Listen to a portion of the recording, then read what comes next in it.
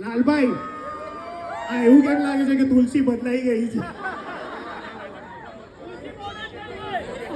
जैसा देश वैसा भेष. મુંબઈ આવ્યા હોય તો મુંબઈ પ્રમાણે રહેવું પડે કે નહીં? હું અહીંયા મીઠીબાઈ કોલેજ વિલેપાર્લેમાં ભણી છું. એ જય શ્રી કૃષ્ણ. વાહ વાહ વાહ વાહ વાહ. હા બાપુ હા. આ મારું મુંબઈનું ગુજરાતી ક્રાઉડ. વાહ વાહ વાહ. એટલે અમે લોકોએ ગુજરાતી પિક્ચર બનાવી છે. એટલે અમે ગુજરાતમાં જઈએ અને ગુજરાતમાં ક્રાઉડ જોઈએ તો સમજી શકાય. પણ આજે મુંબઈમાં મહારાષ્ટ્રમાં આટલા ગુજરાતીઓ અમને મળવા આવ્યા. હા મોજ હા.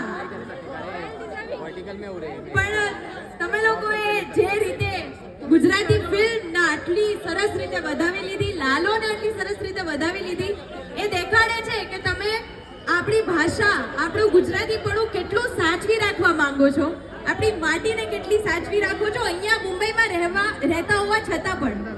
અને ખાસ આજે કારણ કે અમે લોકો આઈશ્રી ખોડિયાર કાઠિયાવાડી થાળીના ઓપનિંગ માટે ને જેનજી સોશિયલ માટે આવ્યા છીએ, તો મને એ બી દેખાય છે કે વાહ આપણું કાઠિયાવાડનું જમણ, આપણી માટીની સુગંધ તમે અહીંયા પણ સાચવવાના છો. તો એકવાર અલ્પેશભાઈને ખૂબ ખૂબ ધન્યવાદ. Congratulations for this venture. અને લાલોને આટલો પ્રેમ આપ્યો એટલે આઈ એમ શ્યોર કે તમે કાઠિયાવાડી ભોજન હોય તો એને તો આપો જ ને. એકવાર તમારા માટે તાળીઓ થઈ. જેન્યુઇનલી મોજ આવી ગઈ. એવું લાગતું જ નથી કે ગુજરાતની બહાર છીએ, એવું જ લાગે છે કે ગુજરાતમાં જ છીએ. Thank you so much. જય શ્રી કૃષ્ણ.